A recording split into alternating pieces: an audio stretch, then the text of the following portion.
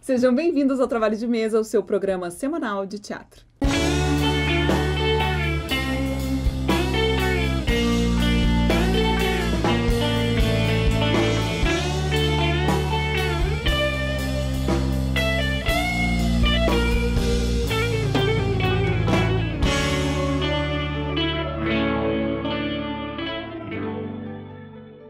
E eu lembro que eu precisei trocar de casa muitas vezes, assim, eu mudei e morei em umas 5 casas diferentes, por questões financeiras mesmo.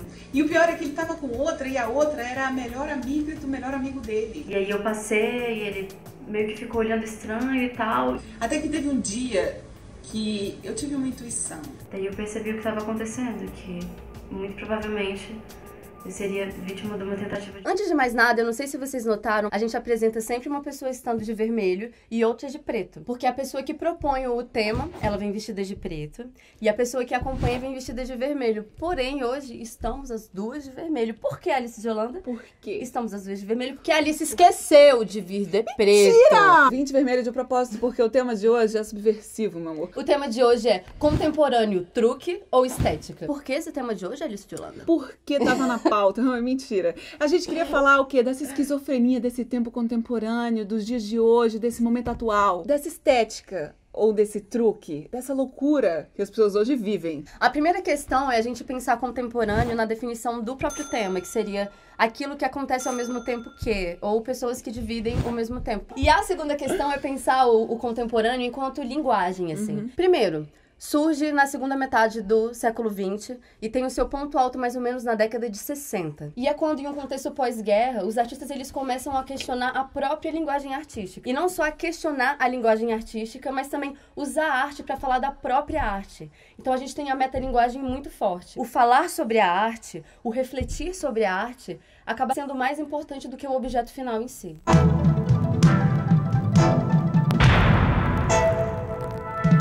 Existem certos movimentos que acontecem, que surge esse teatro contemporâneo, vem das próprias artes plásticas, quando, a partir de certo momento, o artista começa a se inserir na obra, fisicamente, e começa a usar o seu próprio corpo para expressar aquilo que artisticamente ele quer coisar.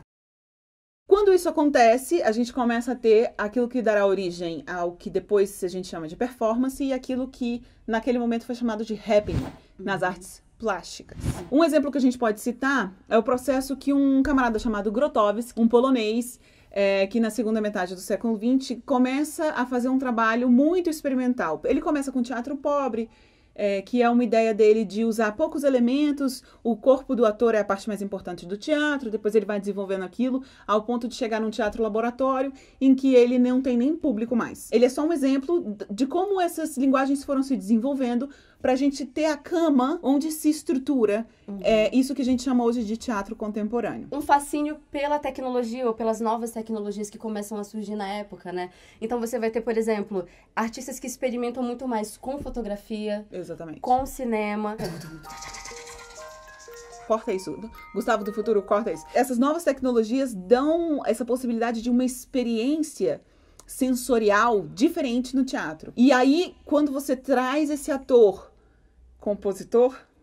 Mateus Bonfito, um beijo pra você. Quando você traz esse ator que compõe em cena, ele não é só mais um intérprete, mas ele também é aquele que constrói o material de cena, a gente começa a ter um lugar diferente mesmo na arte, uma linguagem muito mais híbrida. E essas são as características do teatro contemporâneo, nessa linguagem, e não no tempo contemporâneo, mas na linguagem do teatro que acaba contemporâneo. sendo as duas coisas. Que acaba também, sendo as né? duas coisas, porque afinal de contas é feito no mesmo momento, na mesma hora, no mesmo dia, naquele momento que a pessoa está assistindo. Ou seja, hibridismo de linguagens, então você não tem certeza se aquilo é dança, se é teatro, se aquilo é uma performance. Um flerte, né? É um flerte com as outras linguagens artísticas. Você tem uma inserção do cotidiano em cena. Você não tem certeza se aquela história é de fato o que aconteceu com um artista, ou se é uma história que ele criou, ou se é uma releitura de um texto que já existe, enfim. E muitas vezes a gente vê, por exemplo, espetáculos que são pautados em depoimento pessoal. Aquilo que o artista viveu e que ele considera interessante enquanto objeto, enquanto produto. Ou às vezes como caminho mesmo, né? De se construir a cena. Exatamente. Obsessão pelos métodos mecânicos de produção. O que você quer dizer com Não isso? sei, mas estava escrito. Até mesmo porque, se a gente pensa na nossa sociedade, como uma sociedade que consome muitas imagens, que esse boom televisivo e imagético, ele tá muito forte, o nosso público em si, ele tá acostumado a consumir tudo numa velocidade muito alta. Cell phones. We all have them and we all use them for everything from talking to texting to tweeting. But those smartphones aren't just picking up a signal. In many cases, they're picking up germs and bacteria from your surroundings and your hands. Uma coisa importante que a gente tem que considerar é que o contexto globalizado do mundo traz a necessidade de que a gente tenha que se multiplicar e que a gente tenha que se adaptar. E é uma questão de sobrevivência para o teatro. O teatro ele é uma linguagem que só acontece ao vivo, ela só acontece no encontro com o público e é naquele momento ali e acabou. O teatro, ele não é filmado, certo? Ele é ao vivo, ele acontece naquele momento. Se for filmado, é registro, Ele é documento. deixa de ser teatro. Nesse mundo globalizado em que a gente vive, você tem o quê? O WhatsApp, você tem um Twitter, você tem o Instagram, você tem o Facebook. Todas essas linguagens, todos esses suportes tecnológicos que fazem com que essa linguagem poética, ao vivo, que acontece no encontro do público com o artista, fique obsoleta, meu amor. Porque ninguém vai dar conta. É natural que a linguagem que se faz hoje em dia, ou seja, a linguagem contemporânea, necessite trazer essas tecnologias, porque senão... Lidar com elas, né? Não tem como ignorar. Exatamente. Então, talvez, daqui a um tempo, essa linguagem mude de nome. Ok. Até mesmo porque os nomes, eles vêm depois da época vivida, né? Exatamente. É muito difícil você ter um período em que as pessoas que estão produzindo naquele mesmo tempo consigam dar nome pro que elas estão fazendo. Menos né? com o Renascimento. Menos com com o o Renascimento. O Renascimento eles se chamavam de... E os dadaístas também. Foram eles que se autodenominaram dadaístas. Mas Ok. com essas exceções, porque toda regra tem uma exceção. Para de Toda mexer regra. no meu paradigma, velho. Não, porque eu Deixa gostava, o paradigma eu em gostava paz, desses. véi. O problema é que, hoje em dia, nessa nossa atualidade, existem artistas que usam esse nome teatro contemporâneo para justificar trabalhos medíocres. Trabalhos mal feitos, trabalhos com um acabamento ruim, com pouca técnica. Porque caem naquela. A liberdade artística, a arte contemporânea, a gente pode falar da gente mesmo. Minha gente, vocês acham que vocês são o Picasso? Não, é sério. Porque enrola uma egolatria cancerosa de você achar que a sua vida é muito importante. Você achar que é muito interessante as pessoas irem para um palco, ou melhor, elas comprarem ingresso para ir no teatro.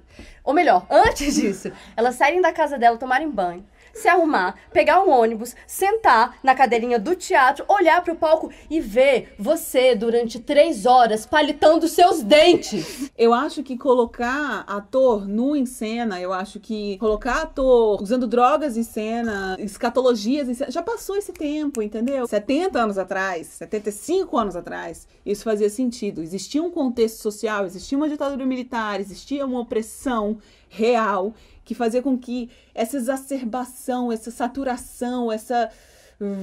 E não é assim que o peitinho está proibido, não é Não, isso? o peitinho é Né? ótimo. Não é Peitinho que você é não legal. pode ficar pelado. Pode, gente, até pode. O problema é quando a gente só insiste nisso achando que vai chocar. Sempre tem um peitinho nas montagens. Então, minha gente... Tira a minha gaguejada, por favor, porque, enfim, fale dessas questões de uma forma diferente, porque falar do mesmo, sabe, não precisa mais. A gente tá falando de teatro, então não adianta fazer teatro sem pensar no seu público. Não adianta você fazer teatro pra Achando si que é mesmo. pra você.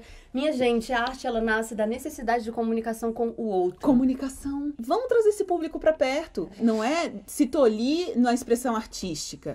É usar essas artimanhas todas, usar todas essas tecnologias pra aproximar o público da gente. Porque senão a gente vai morrer, e vai morrer Exatamente. cedo. Olha a gente aqui na internet falando de teatro. Não é à toa, não é à toa. Pensem nisso.